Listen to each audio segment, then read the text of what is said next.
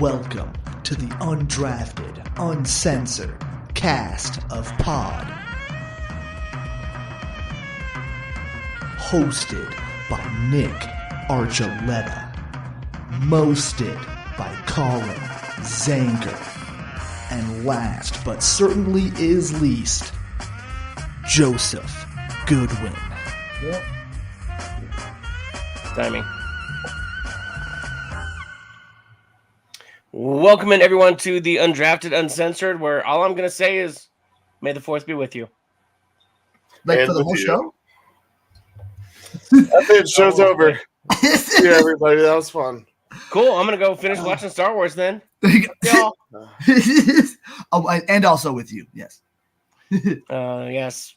Being raised Catholic and being a Star Wars fan are two things that probably shouldn't really happen, but It makes me That's giggle. You can use entertaining. the same responses. yes. I did have to go see episode 1 today, the 25th anniversary of The Phantom Menace. Nice. Yeah, I saw it yesterday. It still holds up, I think. The Still a new pretty one's good movie. weird because they add in a bunch Spoiler of alert.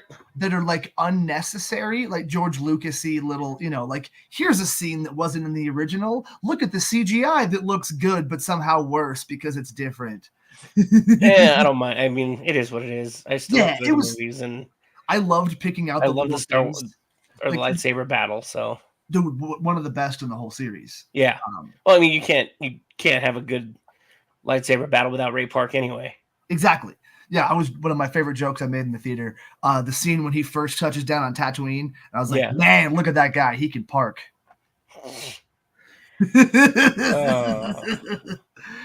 But yeah, watching the Viceroys blink for no reason, that was hilarious. Yeah, Pure comedy. I still get caught up in that too. I'm like, their eyelids don't go; they're behind their eye. What are we doing? Why did you need to add this? Nobody Yeah. cares. But what? Like it really doesn't hurt the product. It makes me giggle. It did make me feel like I at least sort of was watching a different movie because I grew up with that thing. Like I can fucking recite. My friend Nicole and I were both reciting lines the whole time. Oh, I was too. I Yeah. was glad there was like 4 seats wide next to me where I could every once in a while just spout out a couple lines here and there. You just have to. Oh, dude, it's too much fun. Stupid jokes. First shot of Anakin, he's like, man, I fucking hate sand. I don't know. That kid still kind of irks me, but it is. But he's not good. No. Yeah. Well, it's too bad that he grew up to like have like drug problems. Yeah, he's crazy now. It's poor guy. That sucks. Yeah. But, even in that movie, still not a huge fan. No.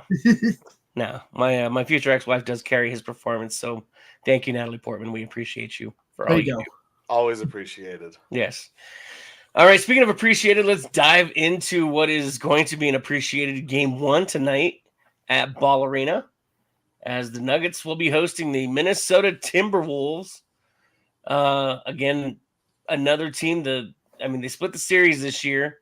The T-Wolves I think are going to be a little bit of an issue. This is not another one of those where we can play with our food kind of games or series. Minnesota's in this to win it. Obviously, Connolly is building this team to beat the Nuggets. That's really his only vice at this point. I don't think he really wants to win a championship. He just wants to beat the Nuggets now. And there's going to be some lingering injuries that the Nuggets are going to need to get through. And hopefully the gentleman's sweep gave them enough time to take care of that. But Minnesota's also had a little time off as well. Colin? Well, I mean, appreciated is the right word for this series because I appreciate the fact that the Timberwolves decided to lose their last game of the season, giving the Nuggets home court advantage in this series. Yeah, thanks. So much appreciated on that aspect because the Nuggets at home are definitely a different animal. We saw that last year. We've seen it in previous seasons when they weren't at home for those decisive games. So, yeah, well, the Timberwolves are a different animal, pardon the pun, than the Lakers, but yeah, one's they a Laker. they're still susceptible to the Nuggets. Like this is the Nuggets versus Lakers, where the Nuggets were the little kids for all those years. The Timberwolves are trying to beat the big bad Nuggets now, much like the Nuggets were trying to beat the big bad Lakers. And this team was built to try and do that much like the Nuggets were built to be more physical than the Lakers when they had Dante Jones on their team, Kenyon Martin. You had some rough and tumble guys, and yes, they earned that moniker of the Thuggets for a reason. But at the same time, you mentioned some of the injuries. KCP rolled his ankle. He had 5 days. He also played in the second half of that game. That was probably due to adrenaline too and being in the game. But 5 days off on an ankle when you have that type of medical staff, I think is fine. You're worried about Murray possibly tweaking that hamstring or calf, or it was more of a calf, not a hamstring, that he was grabbing at during the Lakers series. But you have these pros working on you for those days. I think that they should be fine. You hope that they don't tweak anything, because that's what will send the series towards Minnesota's direction. Right now, the Nuggets are clearly the favorites. Even with these question marks, the Nuggets are minus 185 right now to win game 1, and they're overwhelming favorites to win the series. So, yeah, it's the Nuggets series to lose, but it's appreciated that they're at home, and they get to start the series at Ball Arena, hold home court, and then win this series in 5. Well, then add to that, Joe, there's a 4-day gap between the first 2 games and then the rest of the series. So on the 6th, they don't play again until the 10th. So I don't know what the NBA is doing there other than trying to get everybody to line up again. But the Nuggets, with what they have right now, injury-wise, is that 4 days going to help them or hurt them? I mean, it always helps. I mean, that's the whole point. But yeah, no, they got to make everything's line up right, because Cleveland and Orlando's going 7 games all of a sudden, and so they got to make everything kind of match up. So that kind of makes sense. Get a little extra time off, and that's a good thing. That's a symptom of being good and being done with your stuff earlier. But no, in terms of this series, man, it's going to be tough. Like this. Honestly, I'm thinking this is going to be the toughest series that they're going to face.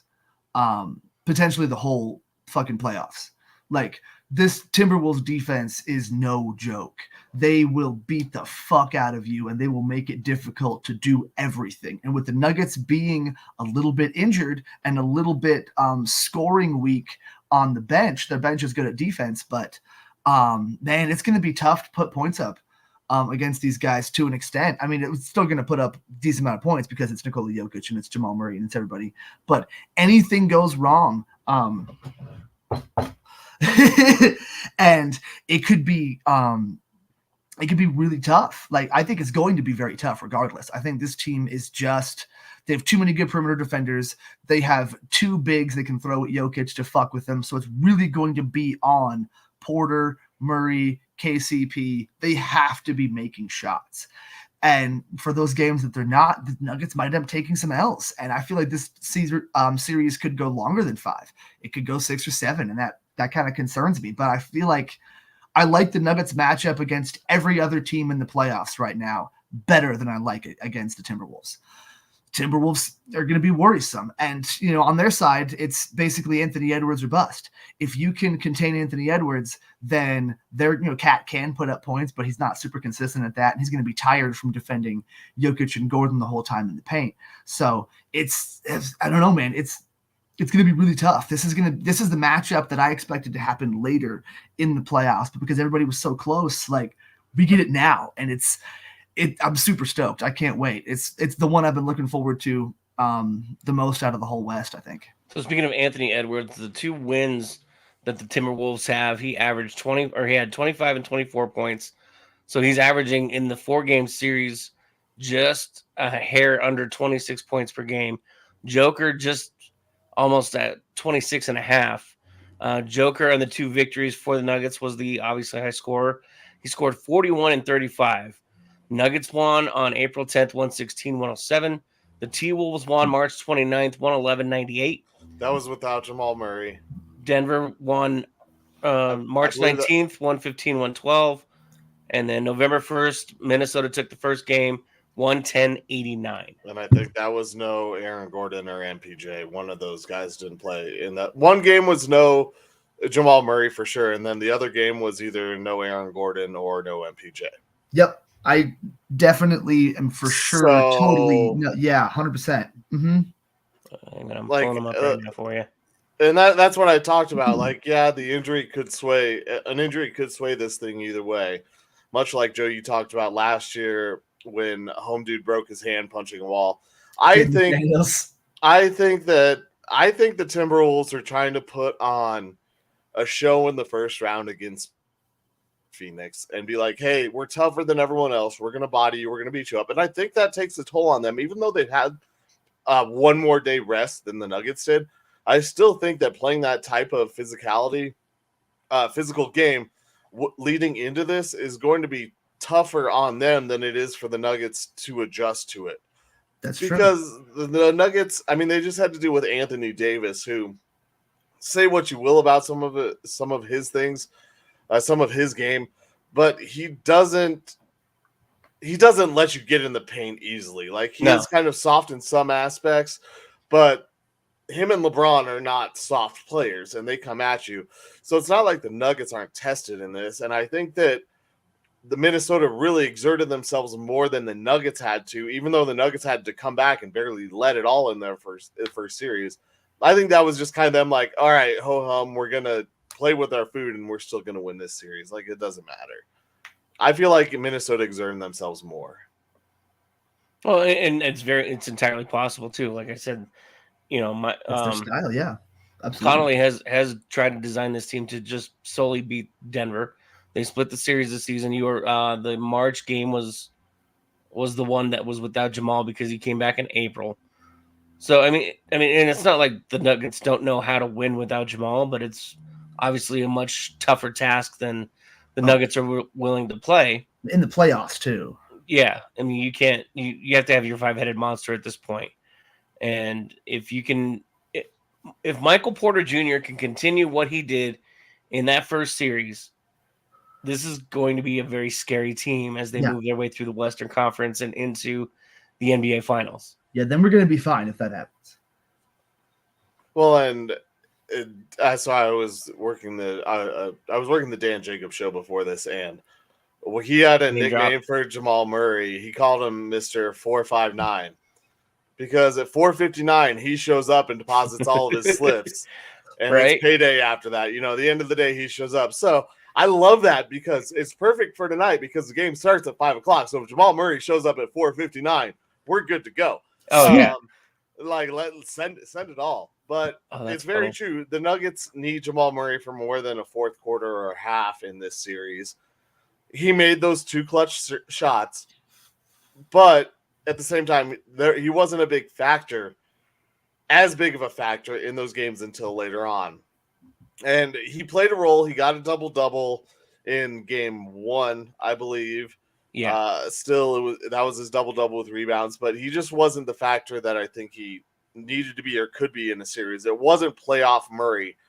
It was fourth quarter playoff Murray, but you need all 4 quarters of that to win this series. And that's kind of, like I said, that's kind of how I feel the Nuggets were going around the first series. Is they just, okay, whatever, we'll beat you at the end. It's fine. Yeah. Which does give me a little pause for concern because they didn't have that focus, but I think they knew what was coming up next. Well, and I was actually thinking about that yesterday when I was just kind of thinking about the show today. And the Nuggets were playing basically like they'd been there before because they obviously have. They've been in the playoffs several years in a row now. They know what it takes to be a good team out there. And as almost, I don't want to say Cavaliers they were being in that first series. That's Cleveland. You could tell. You could kind of tell that they knew what it took. They knew how to run those lines, and they did what they needed to do. And the one game was just kind of a one-off. And again, a gentleman's sweep is still a sweep for us in our heads because they beat the Lakers. I think they're letting their experience kind of run the team right now. Like, we've been here, we've done this. Last year they had to put all the chips on the table. They had to force their way through the Western Conference because nobody believed in them. You know, it was Denver or nobody. So they knew they had all the 7-0 and the 303 behind them. Whereas now, you know, bettors are starting to get behind them.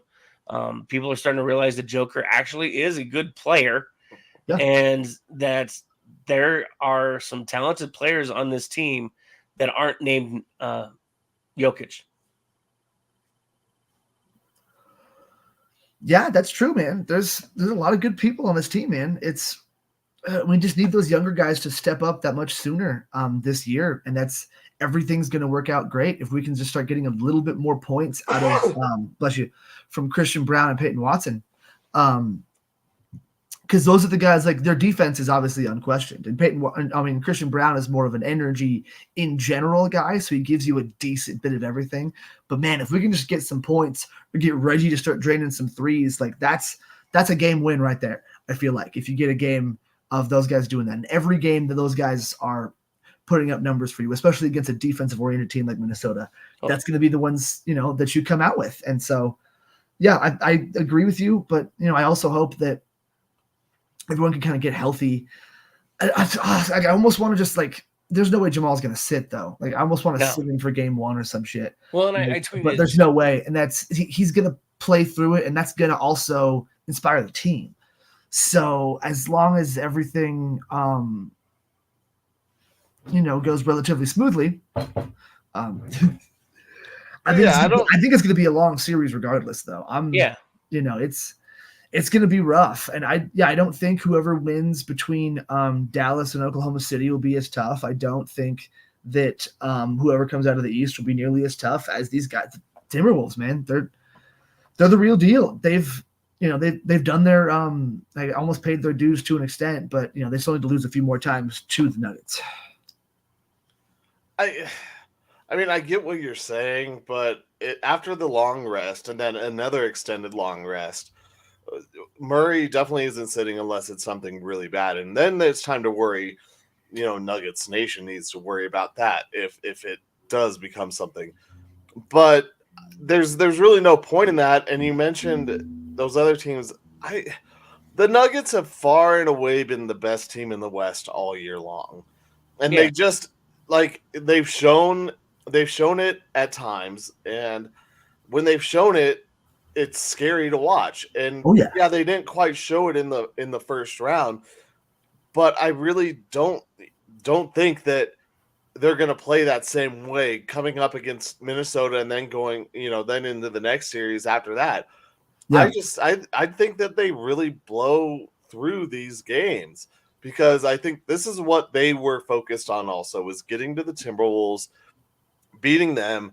Then you see it's either Luka or it's, Shea, you know, SGA in the conference finals. And if you're talking about the Thunder team, that's a team that's never been there and doesn't know what it's like. If you're talking about Luka, he's great on his own, but he has no one else. And so I agree, this is probably the toughest series, but the Nuggets are just better than everybody in the West. Like, that's what I think. Bottom line is that I'm not worried. Oh yeah, I'm not going to argue with that at all. I mean, we've all seen it all season long, where the Nuggets are more, their losses are more of their own fault than it was the other team playing them better. The Nuggets have shown a precedent to play with their food a little bit too much sometimes. And I mean, it is what it is. They're still the best team in the NBA West at the bare minimum. I mean, we could make a very, very valid argument that they are the best in the NBA, but Boston kind of ran away with that, 17 losses this year. Yeah. So it's kind of hard to top that. Now they've lost Kristaps Porzingis, so yeah, it's true. The Nuggets are the best team in the NBA currently as it sits right now. And go ahead. I was gonna finish the point I was gonna make before. No, you're good. I tweeted out last week, I think it was probably game 4, where the bench, you know, you got two guys limping on the court. The bench needs to step up and realize now it's our time to fill that hole, because you can't rely on Jamal and KCP continue to limp up and down that court if you're going to get those opportunities in minutes, because we don't want to exaggerate injuries. You guys need to step up and start making making some baskets. I mean, I agree, but this isn't the series where the bench comes into play as much as the starters. This is a starter series. This is a starters going 39, 40 minutes a night, in that, each of these games. I- But that's what I'm saying is the difference from the first one. If the Nuggets are not healthy, then yeah, the bench needs to step up. But this is a starters matchup. This is what it's going to come down to is will the Nuggets stay healthy and can their starters perform? So I don't think that the bench plays as much of a role in this series as you guys are putting on, to be honest. I think Malone rides his horses to get through this series and freaking spank that ass. I just want to make sure that they understand that if those two are limping up and down the court, though, that they need to start finding their way under the basket, making some moves, throwing some elbows, whatever they need to do to get points on the board so that they don't have to continue to feel like they have to carry the load is what I'm saying. That's fair. I get what you're saying too. I think I presented it wrong. So I see what you're saying about how it's a starter series, and I just kind of presented it. Yeah, because that is a good point. The starters are going to have to overcome because the Timberwolves are deeper than the Nuggets right now. The Timberwolves are 7-8 deep with quality players. Obviously 6th man of the year and Naz Reid, that guy's been phenomenal. So that's just going to be something they end up probably having to live with because there's going to be too much other stuff. But we'll see how it goes.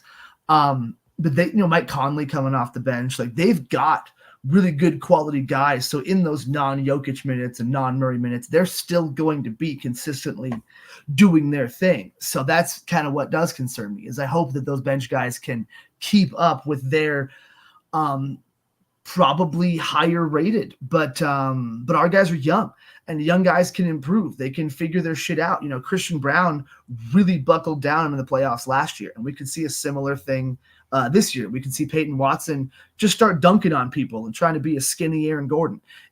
I would love that. I don't love how many threes he takes. It reminds me of Aaron Gordon. So I would rather see him just go take some dunks and stuff, but we'll see how it goes. And I hope to God that Colin's right.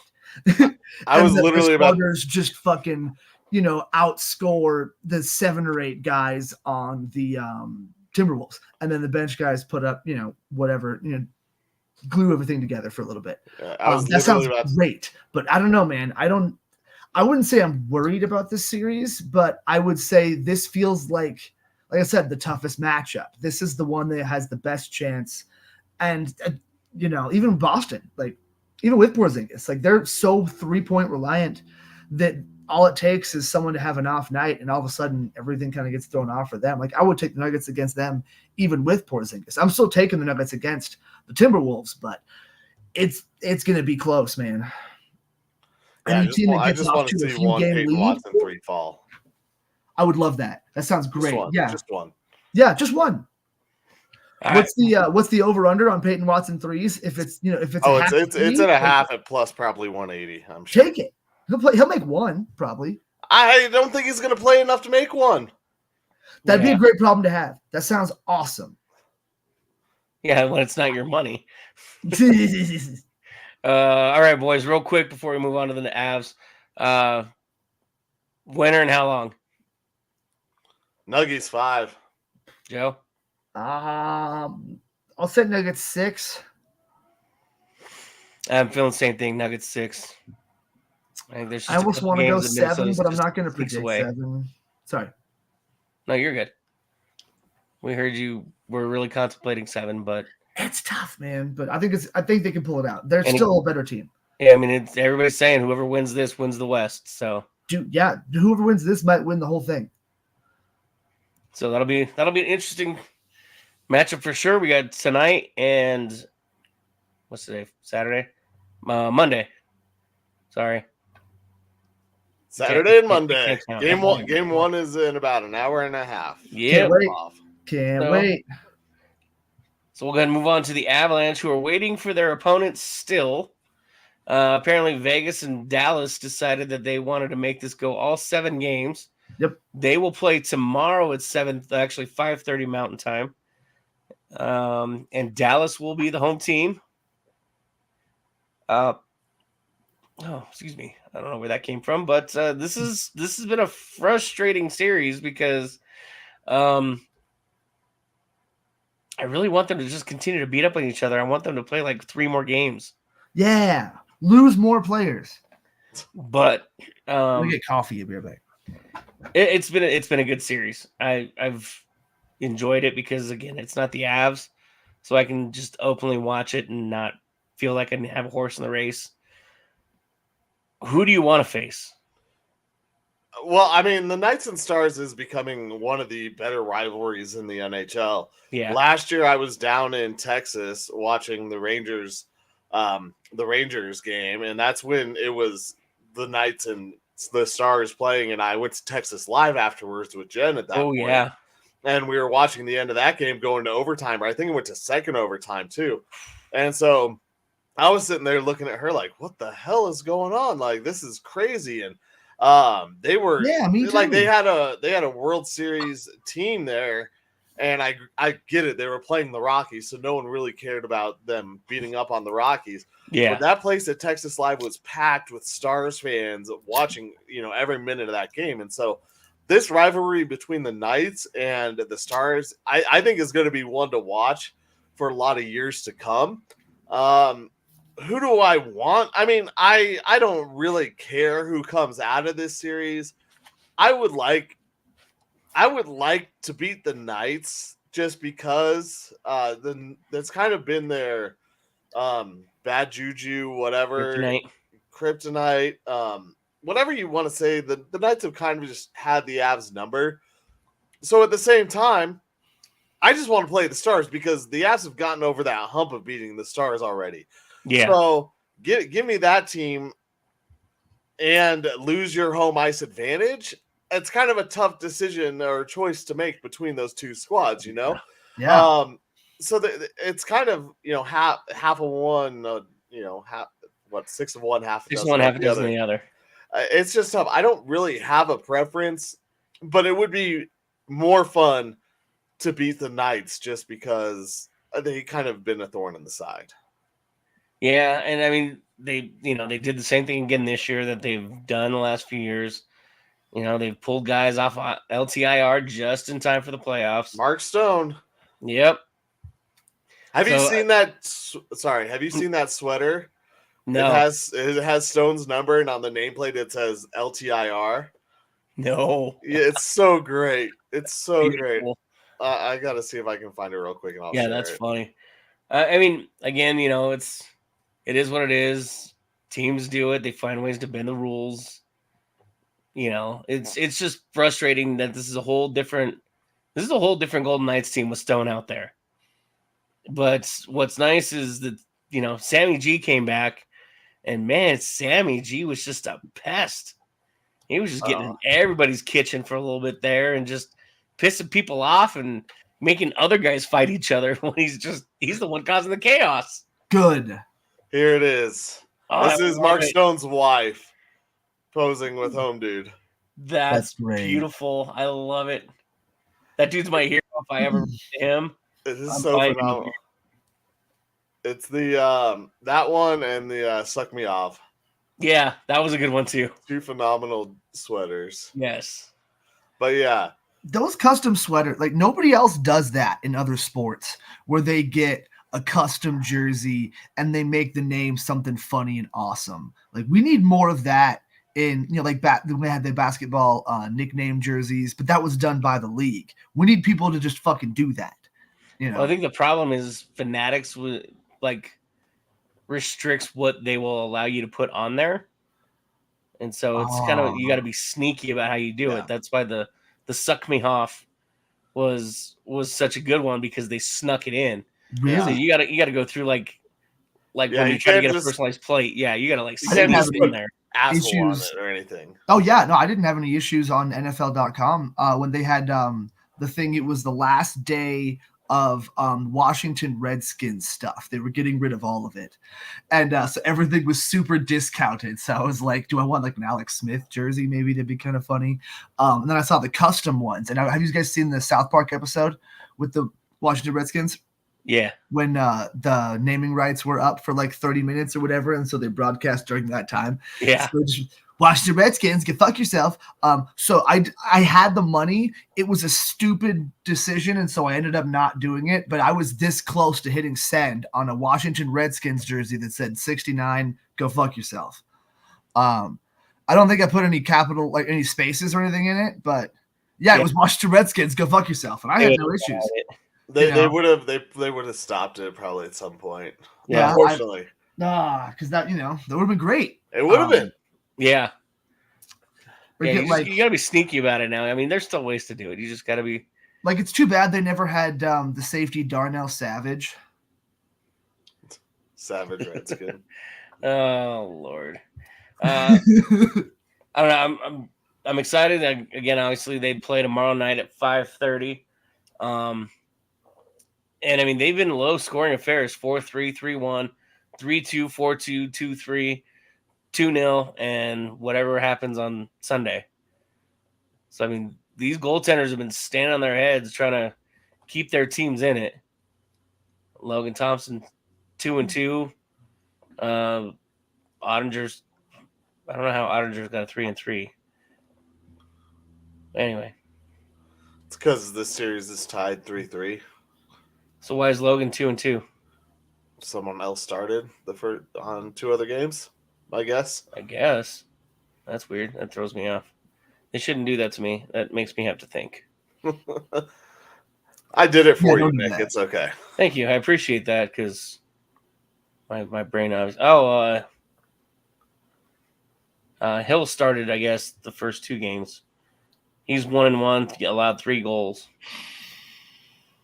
So there we go. There it is. Maybe he got hurt or something. I don't know what happened in that series because I was hyper focused on the Avs as far as the goaltending goes. Yeah, I think all of us were. None of us really. Aiden Hill. Yeah, I mean, that was the terrifying thing, was the goaltending. That's well, especially after game 1. I mean, yeah. And then Georgie lets in 3 goals early or 2 goals early in game 2, and then proceeds to stop everything else after that. It's really like which bipolar goaltender are we going to get of Georgie this time? Like, are we going to get the game 1 guy? And is that only going to be 1 game, or is it going to last a streak like it did in the regular season, where it was like, Eustace, you need to be the man because Georgie's useless. Yeah. Like which guy are we going to get? Is it the player who bounces back, or is it the guy who goes down? How different that series would have gone if Juice hadn't been sick? How different would that series would the Avalanche have won? Or would they have had to have been forced to go back to Georgie because neither one of them can, Yes, then is confidence gone? Do they even have enough time to go back to Georgie and see what happens? It's kind of a good sign for the Avs in a way. Like, things are kind of breaking. Like, Georgie, he knew he had to be the guy, especially once he was sick. Eustace was hurt, but that kind of was like, it also was a confidence booster, and I think he just knew he had to be on his game because Rantanen chirped at him. Did you guys see that clip of Rantanen chirping at him? I think that was game 2. What was that? Do your fucking job? Yeah, I saw the clip of Landeskog going, "Mikko Rantanen." At the end of the game, yes, I sent that over. But yeah, no, I think I think Georgie was chirping at the offensive guys or at someone else, at some of the other guys after something happened. And I think that Mikko was just like, no, you do your fucking job. We'll score the goals. We'll take care of our side of the street, all right? You take care of yours. Yeah. And I think that was a moment where it's like, okay, I'm not getting pulled. I'm in here. I better do this or else who knows what's next, but I'm not long for being in Denver. So I kind of, like I said, it's kind of that, I don't want to say perfect storm of things because perfect storm would have meant Landeskog coming back. The whole storybook part of that, but they die at the end of that movie, so we don't want one. I mean, we all die at the end of this at some point. All right, Joe. It's just some of our movies are longer than others. But it just it really would have been it would have been different. And you're right. I don't really want to imagine what would have happened if they would have had to play goalie roulette. Yeah, you don't want to do that. That's what I was saying playoffs. a couple weeks ago before the playoffs started. Was like you kind of have to stick with Georgie, right? Because taking him out and going to Annunen means that now going back to Georgie is that much more difficult because now you've kind of crushed his confidence and you've made him, and hopefully he takes that in stride and he improves. But like, that's, I think they made the right decision, and Georgie proved them right by kicking ass and playing well, at least for that one series. And, you know, all we can hope for is him to be adequate to good enough for the rest of the playoffs, and I think we're going to be okay. Well, I mean, but it's like Nick said, like the Avs got lucky with the sickness. Yeah, I mean, if that didn't happen, I don't believe Georgie would have been in net in game 2. And no, he wouldn't have. It would have been a different series, that's for sure. Not that I don't have faith in Eustace, but I really just you're still playing with fire at that point. Yeah. And you know, jets fly with fire. I've seen Die Hard too. It's just, you know, and Avalanche, you know, snow melts. So I think the Avs were, like I said, very lucky the way that it turned out, and it feels kind of whatever predestined. They were going to win that series with how things played out. Yeah. Thanks everybody for that's tuned in right now. We appreciate you. Yes. Without you, we couldn't do this. Yeah.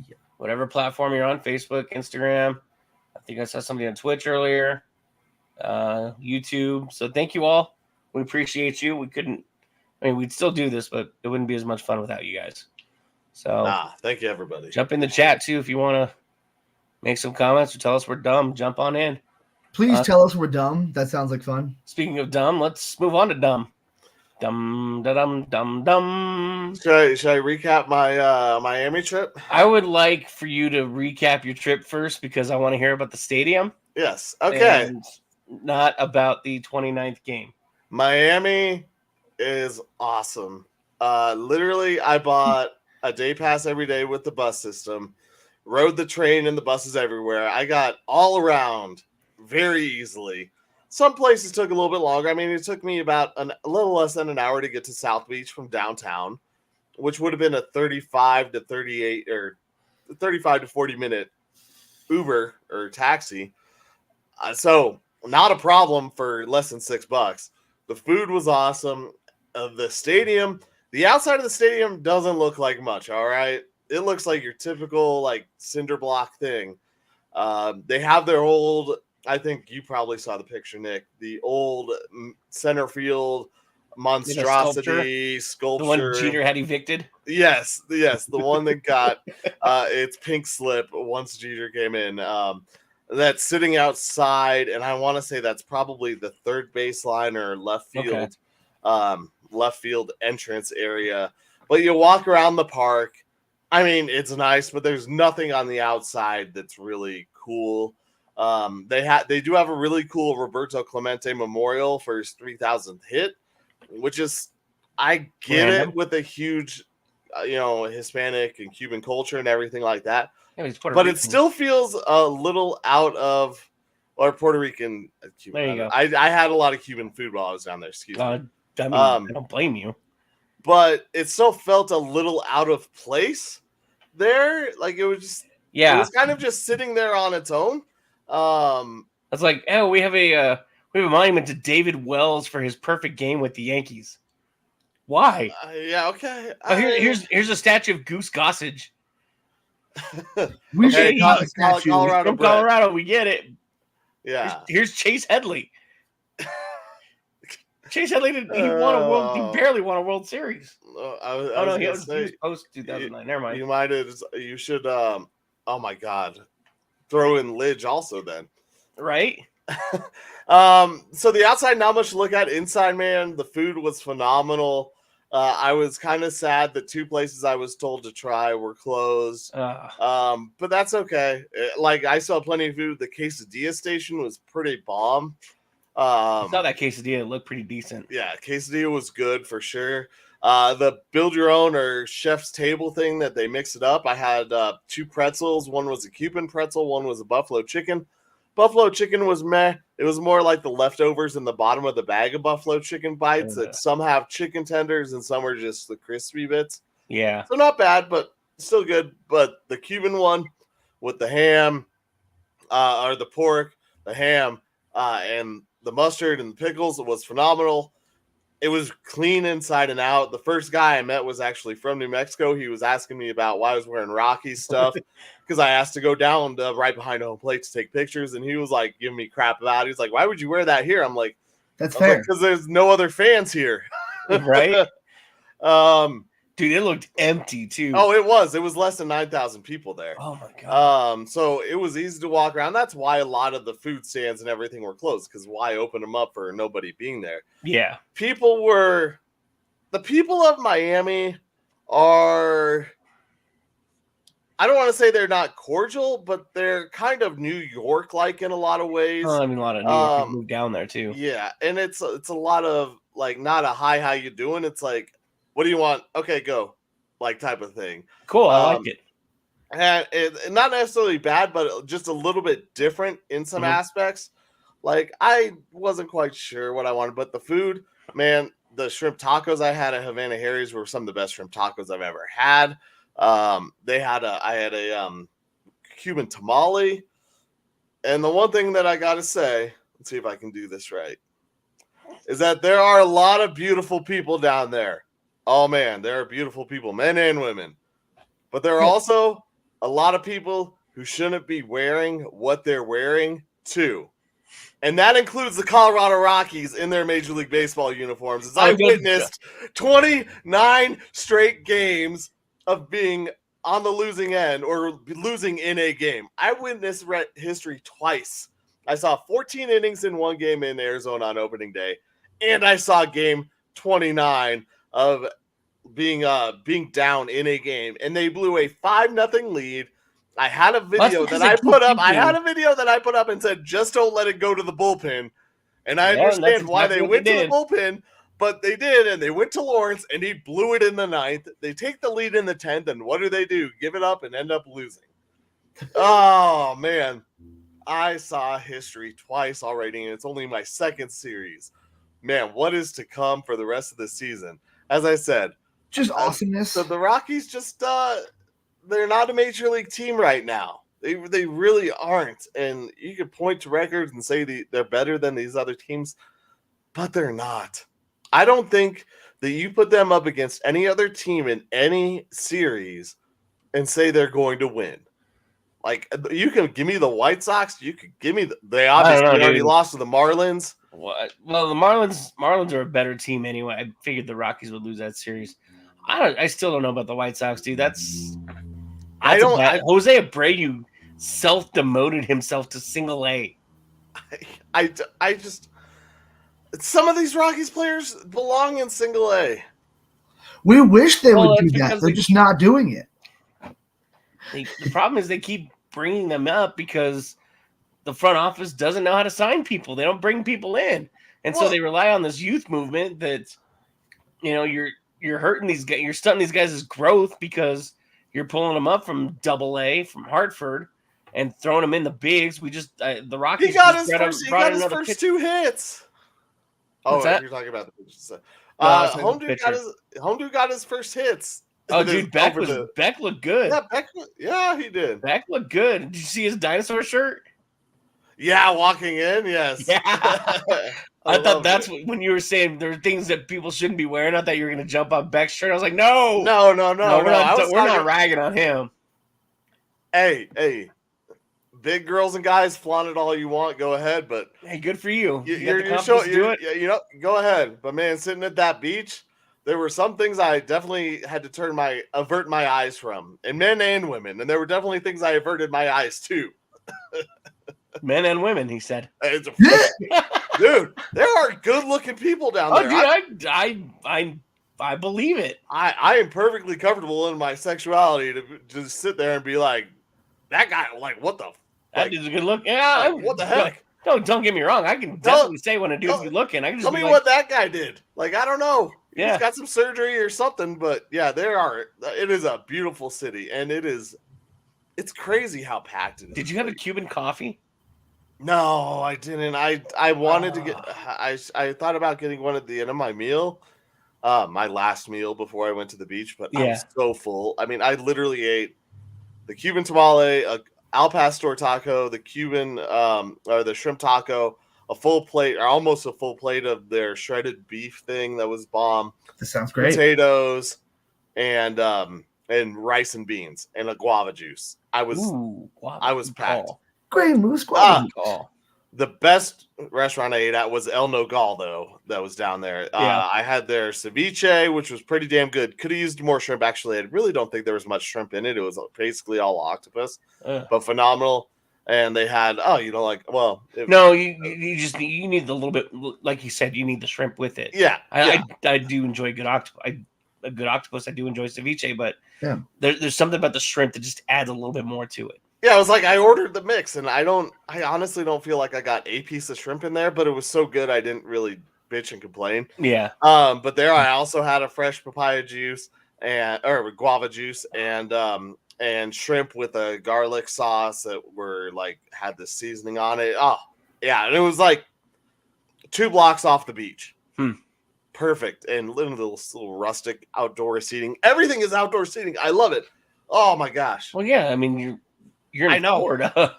I know. It's just you don't remember these things until you get there. Yeah. Okay. And you're sitting in it. Like my phone. I screwed up on our time today. The reason we're going at 3, well, originally it was 5, was because my schedule on my phone literally showed me working until like 3 o'clock because it changed with the time change. Oh wow. So it's instead of showing me getting off at 1, it showed me getting off at 3. Yeah. And I even texted our program manager. I was like, did someone change the times on the Dan Jacobs show? Like, all of this is screwed up. Yeah. Why does it say 3? Yeah, noon to 3. No, that's not right. Yeah, no, I'm gonna be 2 hours late. Yeah. Yeah, but on the plus side, the Rockies did snap their skid finally. Yes, they got. Thank you, Pittsburgh Pirates. They finally got a lead and they held a lead. Well, good for them. 30 games is where it sets. Well, I mean, they had a player-only meeting, and I want to just jump into this real quick because as much as everybody else hates the Rockies, I still enjoy talking baseball. And I mean, most people don't. Most people are Dodger fans at this point, but hell with you all. Sorry, I digress. They finally had a players-only meeting, which I'm not gonna lie, that's about 2 weeks too late. You guys should have been having that meeting before this became a running race with the St. Louis Browns. So let's get this together. Let's get this team together, and let's figure out who we are and prove that we are big leaguers. Because right now, you guys are a joke, a shit show, a fucking dumpster fire. And kudos to Colin because he's able to maintain his ability to not go to Coors Field. I can't do it. I'm weak. I love baseball. I love being at the ballpark. And I mean, 9 times out of 10 this season, it's going to be more going for the opposing team anyway, except when the Red Sox come. Fuck the Red Sox. I'm a Rockies fan then. But Charlie's on his way out, and I feel like Charlie just doesn't care anymore. He's just coasting to the end of his contract, and he's just going to let the sun just descend. KB is, God knows what he is. We're stuck with him. Kevin Durant. Brian Mack is trying to play his way out of Denver. I don't blame him. Smart. And you have a bunch of young guys that are just happy to be big leaguers right now. They are just extremely happy to be playing baseball at the professional level. And right now they are yes, sir, no, sir, 3 bags full, sir. But 2 things. First of all, how long does that last for these guys? Because many of these guys who are new to the big leagues are also probably coming from winning traditions because they were probably on the stacked teams. They were, they were on the good teams. They didn't experience losing like this. So how long is that just joy of being there going to last? I don't think that long. But 2, I almost forgot. So I yelled at Charlie Blackman. He was starting in right field, the game that I was at. Yeah. And the Rockies were winning, and it was about the 6th inning before he got pulled. I was like, hey, Charlie, we should try playing with the lead more often. It's pretty fun. I kind of got a little head nod like for a second and a little like kind of turn to the side. Like, I kind of want to acknowledge you, but I don't really want to. Yeah. Maybe you're the reason they had the player only meeting. Maybe, I don't know. But it was pretty funny because obviously no one was there, and I was yelling Charlie. I got a laugh. I definitely got a laugh and a look from Charlie when Doyle caught a ball in center field. I was like, "Oh, Doyle rules!" Nice. Nobody else you could hear everything that was said. But my thing to Charlie, like, hey, we should try playing with the lead more often. This is kind of fun, isn't it? It was kind of like I don't really want to shake my head or acknowledge. I gotcha. I want to be like, right hand, this is fun with the lead. Left hand, this sucks having a lead. Right? Oh, man. I'm also just giggling at your dog the whole time. He's just been like, hey. He's like, yep, give me some love. Oh, dude, I forgot to tell you, like, last week when we were recording, when you, like, had him on your lap, I loved just the momentary, like, little... he did with his head. He just like I'm gonna take a peek, and that was it. He just like put his head up. I was like, I was dying of laughter when I saw that. Put your head. It was so funny. Oh, you know what else is funny? The fact that I'm pretty sure I lost all my money last week. So, Colin, time for you to take over. That sounds hilarious. This is the victory formation. All right, boys, here we go. Best play in football. 6 right tight diamond victory on 1. Break. Okay, 3, 2, 1, let's jam. The Pick'em segment, proving that Colin Zanker is the most humble man in the history of time. Least. Featuring Nick Archuleta, wishing he was somewhere else.